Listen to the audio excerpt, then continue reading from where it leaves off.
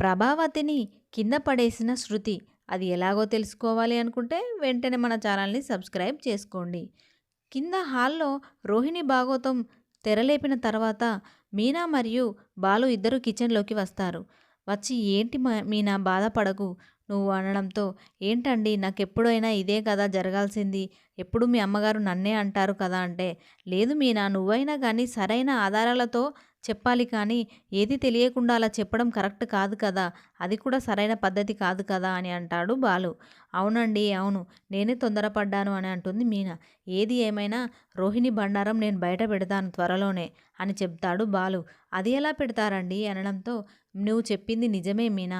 రోహిణి ఒకవేళ నిజంగానే మనోజ్ గాడితో అయ్యింది ప్రెగ్నెంట్ అన్నప్పుడు అమ్మ చెప్పడంతో వెంటనే అది కాదు విషయం ఇది అని చెప్పాలి కదా! చాలాసేపు అమ్మ తిడుతున్నా పడి చాలాసేపు తర్వాత ఆలోచించి మళ్ళీ అది ఆన్సర్ చెప్పింది. అంటే ఇక్కడ ఏదో ఒకటి జరుగుతుంది. ఏదో ఒకటి నంగనాచి వేషం వేస్తుంది రోహిణి. నేను ఈలోపు తెలుసుకుంటాను. ఆ బండారం మొత్తం బయట పెడతానని" చెప్తాడు బాలు మీనాతో కిచెన్‌లో. అది వింటుంది చాటుగా రోహిణి.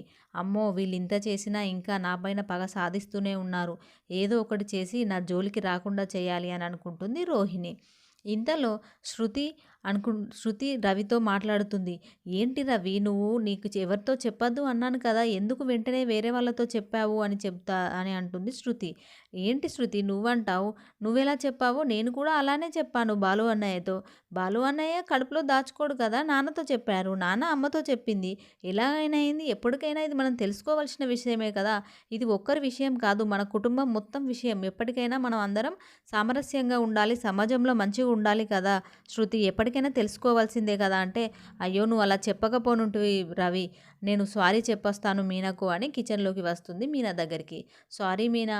నా వల్లనే ఇదంతా జరిగింది. నువ్వు చెప్పకు అని అన్నా గానీ నేను చెప్పాను" అని అంటుంది శృతి. "ఏం లేదు శృతి. నాకిది అలవాటేలే" అని చెప్తుంది మీనా. ఇంతలో ఫోన్ వస్తుంది మీనాకి. ఏంటి? వాళ్ళ అక్క వాళ్ళు పూలు అల్లడానికి రమ్మని పిలుస్తారు. పిలిస్తే "నేను రాను. మా ఆయన వచ్చే వరకి లేట్ అవుతుంది. నైట్ ఇబ్బంది అయితుంది. నేను రాలేను" అని చెప్తుంది మీనా. ఇంతలో శృతి వాళ్ళ ఆయన కూడా రాడు.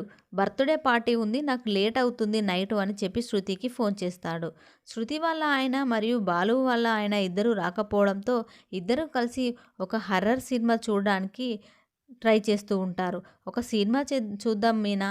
చాలా రోజులవుతుంది" అంటే "అమ్మో! నాకు దయ్యాల సినిమా అంటే చాలా భయమైతుంది శృతి. నేను చూడను" అంటే "ఏం కాదు నేనున్నానులే. మనిద్దరం చూద్దాం" అనేసి చూస్తూ ఉంటారు. అలాంటి సిట్యుయేషన్‌లో దయ్యాల సిట్యుయేషన్ వస్తా ఉంటే మీనా భయపడతా ఉంటుంది. "వామ్మో! వద్దు శృతి బంద్ జెయ్యి వద్దు నేను చూడను" అంటే "ఏం కాదు, ఏం కాదు నేనున్నాను కదా" అనేసి చెప్పి శృతి చూపిస్తా ఉంటుంది. వీళ్ళిద్దరూ అల్లరి చేస్తా ఉంటే ప్రభావతి వచ్చి "ఏంటే మీనా ఏంటి ఇక్కడ ఏం చేస్తున్నావు? మీరు వాళ్ళేరి" అనడంతో "వాళ్ళు ఈరోజు రారట ఆంటీ లేట్ అవుతుంది. ఈయన సవారీ తీసుకొని కారు తీసుకొని దూరం ట్రిప్‌కి వెళ్ళాడు. శృతి వాళ్ళ ఆయన రావడానికి లేట్ అవుతుందని చెప్పాడు" అని చెప్తుంది మీనా. "సరేలే తొందర పడుకోండి" అనేసి చెప్పుతుంది ప్రభావతి. ఏంటి ఈ అల్లరి ఏంటే మీరు" అనడంతో "లేదాంటీ ఖాళీగా ఉన్నాం కదా! సినిమా చూస్తున్నాం. దయ్యాల సినిమా చూస్తున్నాం" అని శృతి చెప్తుంది ప్రభావతికి.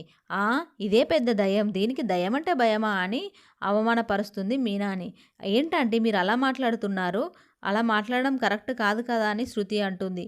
అనడంతో "ఏంటే మరి దయ్యం అంటే మీకేంటి భయం? మీరేమైనా చిన్న పిల్లలా? దయ్యానికి భయపడడానికి? నేనైతే చిన్నప్పుడు ఎంత డేర్‌గా ఉండేదాన్నో. చీకట్లో కూడా మేము ఆడుకునేవాళ్ళం. ఎటు అంటే అటు తిరిగేవాళ్ళం" అని ప్రభావతి ఫోజు కొడుతుంది. "అవునా ఆంటీ మీకు భయం కాదా?" అంటే "లేదు నాకు భయం కానే కాదు" అని ప్రభావతి శృతికి చెప్తుంది. "అవునా! సరే" అనేసి వెళ్తుంది. తొందర పడుకోండి ప్రొద్దున లేవాలి" అనేసి ప్రభావతి చెప్పి వెళ్తుంది. అవునా! ఈ మీనాని అవమానించింది శృతి. అవమానించింది కదా! అయితే శృతి అనుకుంటుంది ఎలా అయినా ఆంటీని భయపెట్టాలి అని. శృతి దగ్గర ఉన్నటువంటి మైక్‌లో మైకు ప్రభావతి దగ్గర పెడుతుంది. వాళ్ళ యొక్క రూమ్ దగ్గర పెట్టి సౌండ్స్ చేస్తూ వింత వింత సౌండ్స్ చేస్తూ భయపట్టిస్తుంది ప్రభావతిని. ఇదే సౌండ్స్ మనోజ్ కూడా వింటాడు. ఏంటి ఇలా సౌండ్ వస్తుంది? దయ్యం సౌండ్ వస్తుంది అనేసి బయటికి మెల్లమెల్లగా ప్రభావతి మరియు మనోజ్ వస్తాడు. ప్రభా అని పిలుస్తున్నట్టుగా, గజ్జెల సౌండ్ అయినట్టుగా, దయ్యం రమ్మని పిలుస్తున్నట్టుగా ఇలాంటి సౌండ్‌లు చేస్తుంది శృతి. అది విన్నటువంటి ప్రభ మరియు మనోజ్ ఇద్దరు బయటికి వచ్చి ఒకరికొకరు చూసుకొని భయపడిపోతూ ఉంటారు. గుండె పేలినంతగా భయపడుతూ ఇద్దరూ బాగా భయపడుతూ ఉంటారు.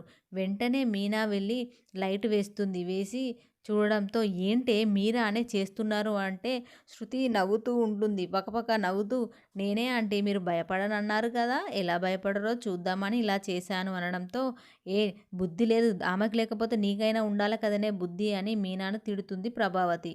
ఎటు చేసి పాపం మీనానే బాధ పెడతాది ప్రభావతి.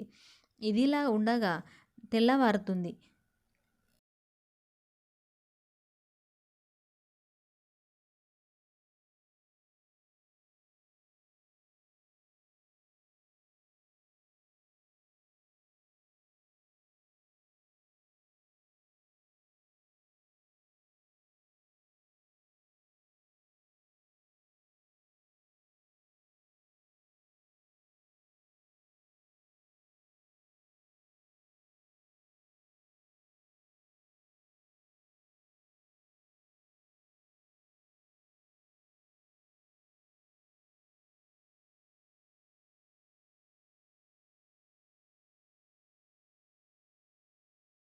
బాలు ఇంటికి వస్తాడు చాలా అలసిపోయి. కళ్ళు మొత్తం ఎర్రబడిపోతాయి. "ఏంటండి ఇలా అయ్యారు? కళ్ళు మొత్తం ఎర్రగా అయ్యింది. చాలా నీరసమైపోయారు మీరు" అని అంటుంది మీనా. "అవును మీనా, నైట్ ట్రిప్ అంటే ఇలానే ఉంటుంది. తిన్నారా?" అంటే "తిన్నాను" అని చెప్తాడు బాలు. "ఎక్కడ పడుకున్నారు?" అంటే "కార్‌లోనే పడుకున్నాను మీనా" అని చెప్తాడు. "చాలా టైర్డ్ అయ్యాను. నాకు నీళ్లు పెట్టు" అని చెప్తాడు బాలు. "సరే అండి, ఆయిల్ మసాజ్ చేస్తాను. చేయడం ద్వారా ఒళ్ళు నొప్పులు వెళ్ళి మంచి టైర్డ్ నుంచి ఉపశమనం కలుగుతుంది" అనడంతో సరే అని చెప్తాడు బాలు. కిచెన్‌లోకి వెళ్తుంది మీనా. ఇంతలో శృతి రవికి ఒక టీ షర్ట్ తీసుకొని వస్తుంది. ఆ టీ షర్ట్ గిఫ్ట్‌గా ఇస్తుంది రవికి. రవికి ఇవ్వడంతో రవి అంటాడు, "ఏంటి శృతి ఎన్ని సార్లు ఇవే కలర్స్ తీసుకొస్తావు? ఆల్రెడీ 2 ఉన్నాయి కదా! మళ్ళీ ఇదే తీసుకొచ్చావని" కోప్పడతాడు శృతిని. "నేను గిఫ్ట్‌గా తీసుకొచ్చిన టీ షర్ట్‌ను నువ్వు ఇలా అంటావా?" అనేసి కోపంగా బయటికి వస్తుంది శృతి. వాళ్ళ బెడ్‌రూమ్ నుండి బయటికి వస్తుంది. అదే సమయంలో మీనా ఆయిల్ చేతిలో పట్టుకొని చిన్న బౌల్‌లో పట్టుకొని కిచెన్ నుండి బయటికి వస్తుంది. త్వరగా వచ్చినటువంటి శృతి మీనాకు తాకడంతో మీనా చేతిలో ఉన్నటువంటి ఆయిల్ తొలికి కింద పడుతుంది నేలపైన. "అయ్యో! ఇలా చేసావేంటి శృతి ఏమైంది?" అంటే నన్ను నన్ను రవి ఇరిటేట్ చేయడం ద్వారా నేను చూసుకోకుండా వచ్చాను. సారీ మీనా అని చెబుతుంది శృతి. ఇంతలో నేను క్లాత్ తీసుకొని వస్తాను అని కిచెన్‌లోకి వెళ్తుంది మీనా. ఈ ఇదిలా జరుగుతుండగా వేరే సైడ్ నుంచెళ్ళి ప్రభావతి వస్తా ఉంటది. చూసుకోకుండా కింద జారి పడుతుంది. "అయ్యో! అత్తయ్య" అని చేతులు పట్టుకుంటుంది ప్రభావతివి.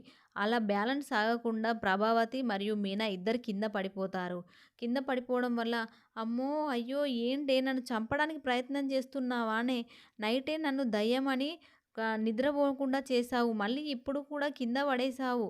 ఓహ్! నీ వల్లనే ఇలా జరిగింది" అని కోప్పడుతుంటుంది ప్రభావతి మీనాని. "లేదా ఆంటీ నేను నా వల్లనే తొలికిపోయింది ఆయిల్. నేనే కారణం. మీనా ఎలా అవుతుంది? ఏమైనా మీరు మీనాని కంట్లో పెట్టుకుంటున్నారు. కావాలనే మీనాని ఇబ్బంది పెడుతున్నారు" అనేసి అంటుంది ప్రభావతి. ఏది ఏమైనా ఫ్రెండ్స్ ప్రభావతి నైట్ ఏమో భయపడుతుంది. తెల్లవారేమో జారి పడుతుంది. ఇవి రెండిటికి కారణం మీనానే అని పాపం బాగా బాధ పెడుతుంది ప్రభావతి మీనాని. చూద్దాం ఫ్రెండ్స్ ఇంకా ఏమేం జరగబోతుందో. మీరు దయ్యం ఎపిసోడ్ మాత్రం అస్సలే మిస్ కాకండి ఫ్రెండ్స్. చాలా ఫన్నీగా ఉంటుంది. శృతి ప్రభావతిని హడలెత్తిస్తుంది. Thank you friends. సబ్స్క్రైబ్ చేసుకోండి.